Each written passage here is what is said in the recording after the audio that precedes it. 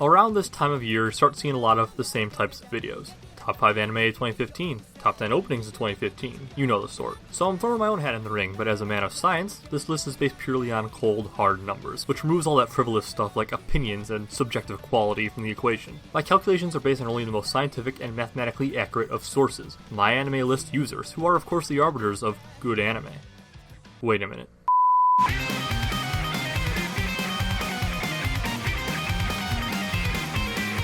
Before we begin, let's lay out the ground rules. Firstly, in order to place on this list, an anime must be a TV series, be it prequel, sequel, or otherwise, that completed its initial broadcast in the year of 2015. This means that movies are not accounted for, as well as OVAs and ONAs. This also means that series like Your Lie in April are fair game, because despite starting the run in 2014, they ended in 2015. While by the same token, something like Heavy Object or Gundam IBO, that is slated to run continuously into next year, would be considered a 2016 series.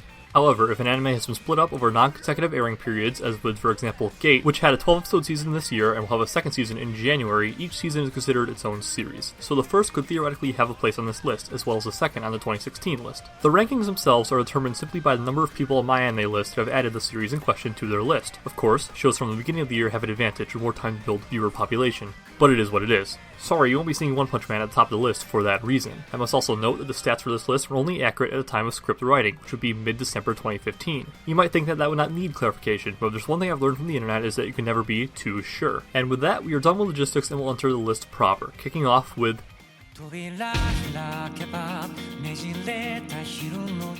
Number 15, Kekkai Sensen, or Blood Blockade Battlefront, a spring season manga adaptation by Bones. The story follows a young man, Leonardo Watch, and his adventures with the supernatural crime-fighting organization Libra as they live their day-to-day lives in Hellslum's Lot. A pun on Jerusalem's Lot, which is just New York City after being invaded by other dimensional creatures. While the series starts off fairly episodic, it tries to tie together several of its characters and stories into a more cohesive plotline by the end, and one which is apparently anime original at that, which I don't mind in the slightest. As a whole, BBB is an incredible, insane, imaginative, incoherent mess. If you're the kind of person that can strap yourself in for an audiovisual spectacle and enjoy everything that's put on display, even if it doesn't always make sense, you'll probably have a great time. Otherwise, if you're like me and require a bit more in the way of logic and reason, your time will be decidedly less great. I say try it.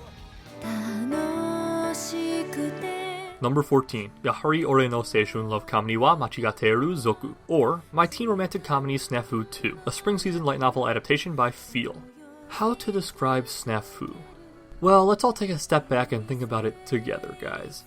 If you haven't seen the show, you didn't get that reference, but trust me, it was funny. You should laugh. Snafu is about Hachiman Hikigaya, an antisocial and pessimistic loner high school student with a tendency to inwardly as well as outwardly mock his peers, and possibly one of my favorite anime characters ever. Hachiman is forced to join the Service Club, which as its name implies, provides service by helping out students with their problems, which Hachiman does in his own blunt narcissistic manner, while potentially getting tangled up in threads of romance along the way. This second season trims the comedy and doubles down on the drama, to great results. My only issue is that the ending was rather ambiguous because they ran out of source material, and it's definitely a show you need to be on to fully enjoy, but as long as you were a fan of the first season or even just middling on it, Snafu 2 warrants a watch it.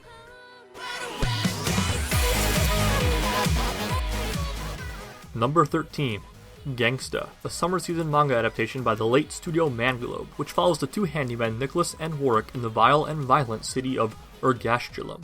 Early in its season, I would have told you that Gangsta was quite possibly the best anime of summer 2015. It had strong, mature characters, a distinctive soundtrack, and an interesting crime-ridden setting. Somewhere along the way, things went very, very wrong. The animation was never very good, which isn't surprising given the state of its producers, but beyond that, the poorly paced story never knew where it was going. It kept adding more elements, more characters, and more plot threads that are only ever half explained to the viewer, until the show was practically bursting at the seams with a number of conflicts you only kinda understand, culminating in an ending that resolves nothing at all, not even the arc that was in progress. Whether this was always the plan or came about due to unforeseen complications on Mangalobe's end, we may never know, but as it stands, when it comes to Gangsta, you really should skip it.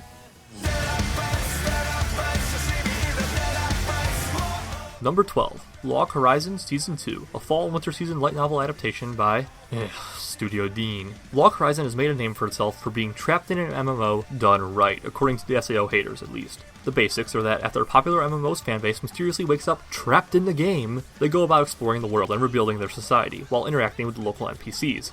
If I'm being honest, I don't think the SAO comparison is completely fair because, besides Log Horizon characters respawning upon death, SAO is more or less an action show, while Log Horizon is much more focused on topics like economics and politics, as the players come to terms with and adjust to their situation. Log Horizon is also much more accurate when it comes to the depiction of MMO combat, or so I've been told, not being an MMO guy myself. Unfortunately, the common consensus is that the second season was not as compelling as the first, due to a variety of factors, including Dean's lower budget animation, a somewhat plodding pace, and general trouble keeping viewers engaged, spending time on arcs or characters we just don't care as much about. For that reason, even if you were a fan of the first season, I would only give the second season a try it.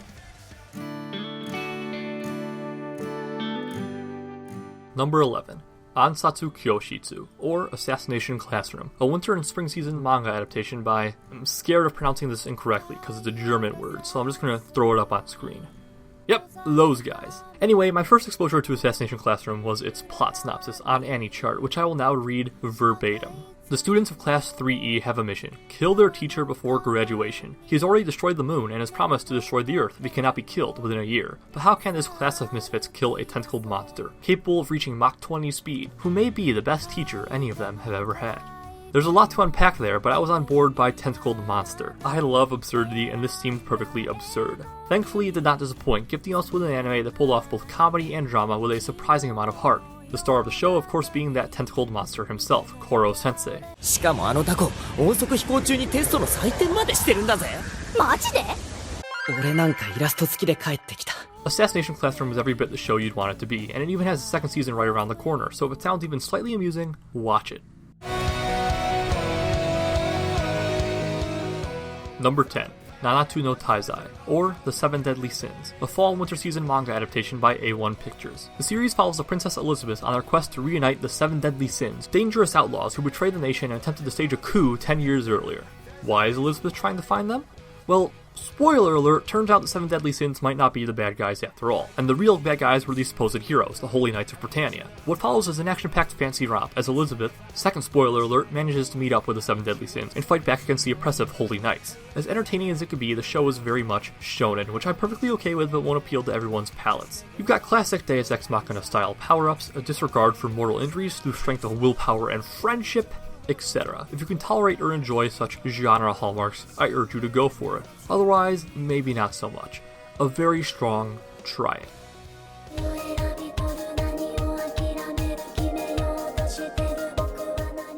Number 9. Charlotte, the summer season original anime production by PA Works, as well as Ki and Jun Maeda, the people behind Clanad, Angel Beats, Little Busters, and whatever other shows try to rip your heart out. Charlotte's about kids with superpowers, but imperfect superpowers. The main character, Yu, can control another person's body, but only for 5 seconds, while his friends can, say, run super fast, but not stop super fast, or become invisible to just one person. At the outset, Yu is running wild with his power and dominating his school life, but is unceremoniously discovered and immediately sent to Professor Charles Xavier. Not really, but basically, he ends up at an academy for people with abilities and is assigned to the student council in order to find and recruit other ability holders before government researchers or worse sniff them out. That's really only part of the story and it goes places you'd never expect, which sounds great, but isn't, because the pacing and arguably writing itself is shot to hell, with the finale alone covering a plotline that could have easily been an entire season of another anime. The stakes get raised too quickly and too abruptly, unexpected developments occur that almost hurt as much as they help, and there's a pervasive sense that the show bit off more than it could chew. That said, being not an adaptation, Charlotte at least had an ending, which is more than I can say for some other series on the list. And there were enough trickles of good ideas, even in this poorly paced form, that I can't completely write it off. I'd say Charlotte deserves a soft try it.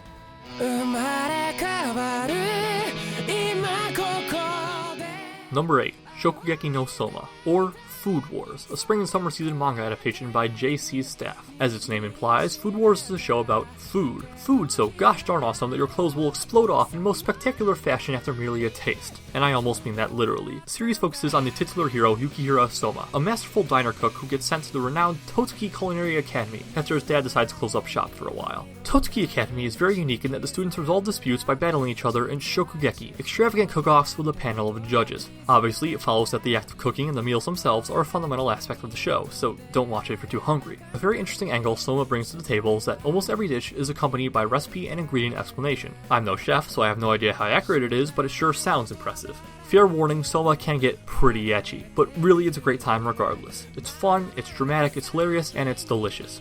Right here I would have griped about Soma's lack of ending, par for the course when it comes to adaptations, but as of a few weeks ago that is no longer the case because the second season has been confirmed. Rejoice and give Shokugeki no Soma a watch. Watch it.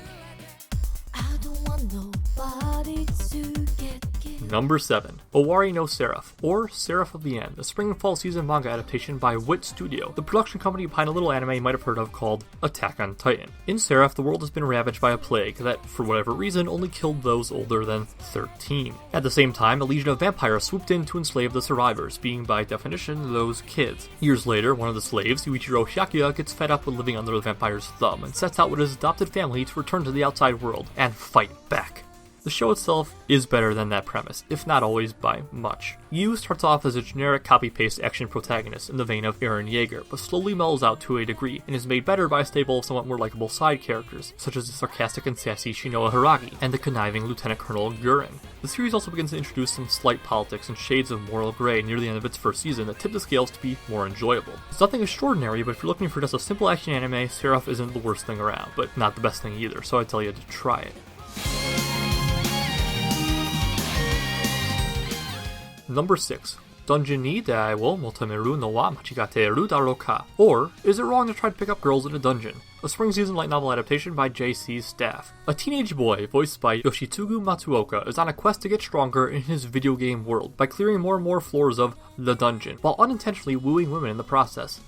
That is where the similarities to SAO end, for better or worse depending on who you talk to, and despite how I made it seem, Dungeon is hardly a carbon copy of that mega hit. For one, the characters aren't trapped in a video game world, the video game is their world, and for two, the main character, Bel Cranel, is not Kirito. He isn't able to beat anything at all from the start of his journey, instead focused on getting stronger to catch up to a high-level adventurer that once saved his life. Of course, over time, he predictably powers up rather extravagantly, and despite the series' name, Bel doesn't do a whole lot of picking up girls either, or at least not in a Barney Stinson kind of way. Nah, more in an oblivious, nice guy pseudo-harem kind of way, so good to see that archetype sticking around. Oh, and if you couldn't guess from the outfits, there's a good amount of superfluous fan service too, because, you know, it's one of those shows. At this point, you can rightly assume that I didn't have the best time with this show, even if I'm having trouble putting my finger on exactly what rubbed me the wrong way. But in deference to some friends that had a far better time than I did, Dungeon gets a try it.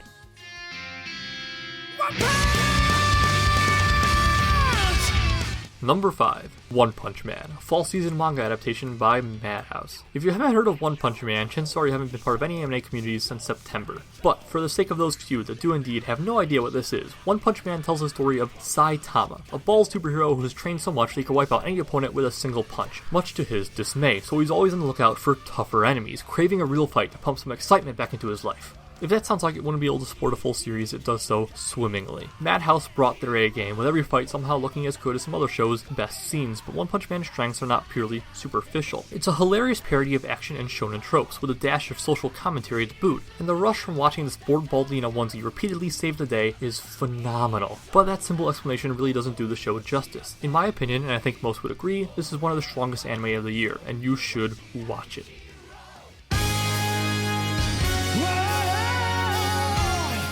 Number 4. Death Parade, a winter season original anime production by Madhouse. A man and a woman find themselves in a bar with no memory of how they got there. They are approached by the bartender, Dekum, who tells them that they must play a game with their lives on the line.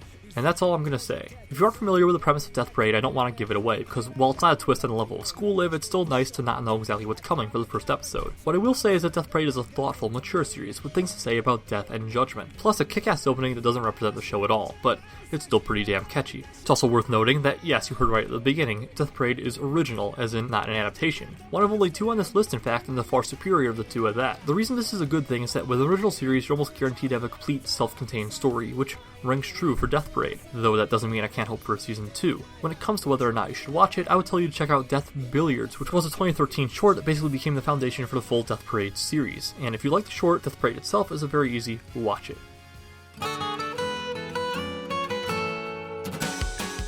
Number 3, Shigatsu wa Kimi no Uso, or Your Lie in April, a fall and winter season manga adaptation by A1 Pictures. Your Lie in April is about a boy and a girl, a pianist and a violinist, Arima Kosei and Miyazono Kaori.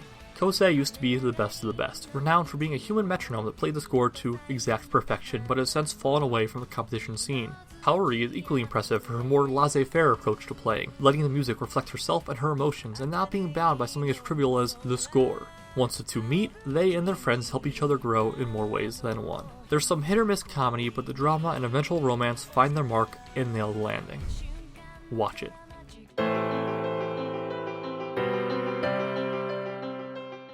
Number 2, Tokyo Ghoul Rute, a winter season manga adaptation by Studio Pierrot. You're producing a sequel to one of the most popular anime of 2014, and one that wasn't half bad. What do? Do you stop focusing on the main character, the one guy that your audience wants to see more of? Do you fill the story with tons of dead-end subplots and one-dimensional characters? Do you keep censoring the blood and gore and make sure the fight animation is somehow worse? Do you refuse to resolve anything at all in the finale? If you answered yes to any or all of those questions, you are Studio Pierrot during the production of Tokyo Ghoul Rute. I'm not even going to bother giving you a plot synopsis. Skip it. Before we get to our number 1, I will do a 10-second lightning round of the runners-up, starting from the 16th most popular anime and descending through the list. Ready, set, go. Roka, Braves of the Six Flowers, try it, but give it until episode 5. Overlord, watch it. Durarara 2, watch it. Gate, watch it. Yona of the Dawn, try it. Oromonogatari, watch it. Classic Memories, skip it. Noragami, watch it. Fates Tonight, watch it. And that's time. Coincidentally, that was a lot of watch-its, but I stand by all of them. And now that I've dropped several opinions with no further context, which hopefully won't piss too many people off, number 1. Kiseiju, Seino Kakuritsu, or Parasite the Maxim, a fall and winter season manga adaptation by Madhouse. To paraphrase myself from my review, Izumi Shinichi is a young man going about his average slice of life, when his body is invaded by a microparasitic organism that enters his right arm and attempts to take over his brain, but it fails. Due to the nature of this failure, the organism now permanently inhabits Shinichi's right hand. As a result, Shinichi and the parasite are forced to agree on a kind of coexistence, as Shinichi is not alone. Many other parasites have camouflaged themselves into our society, parasites that have successfully taken over their human hosts, and won't take kindly to one that is not. Parasite is interesting because it's a full adaptation of an old 80s and 90s manga, rather than a more recent work, but you wouldn't have guessed if I hadn't told you. Put succinctly, Parasite is awesome. The leading duo have a great dynamic, Shinichi himself undergoes a startling transformation, the music is excellent, except when it's not, and there's enough blood and gore to keep even that part of your brain happy. Parasite being at the top of the list, perhaps appropriately, merits a watch it. Obviously, this list contains by no means the only quality anime of the year, and is in fact missing some real gems like Shirobako Gatchaman and JoJo's Bizarre Adventure, but hopefully this gives you a taste of the state of anime in 2015. My predictions for next year? Attack on Titan seems like a pretty safe bet. Oh, and remember that every series in this video can be watched via either Crunchyroll, Funimation, Hulu, or in rare cases, Netflix. And that'll do it. Thanks for watching, have a great day, leave any feedback in the comments, and subscribe if you want more. Of course, I will continue pumping out reviews of such and such for the foreseeable future, but if you have any suggestions for these types of videos, by all means, tell me. I also have a Twitter if you are so inclined. See you next year.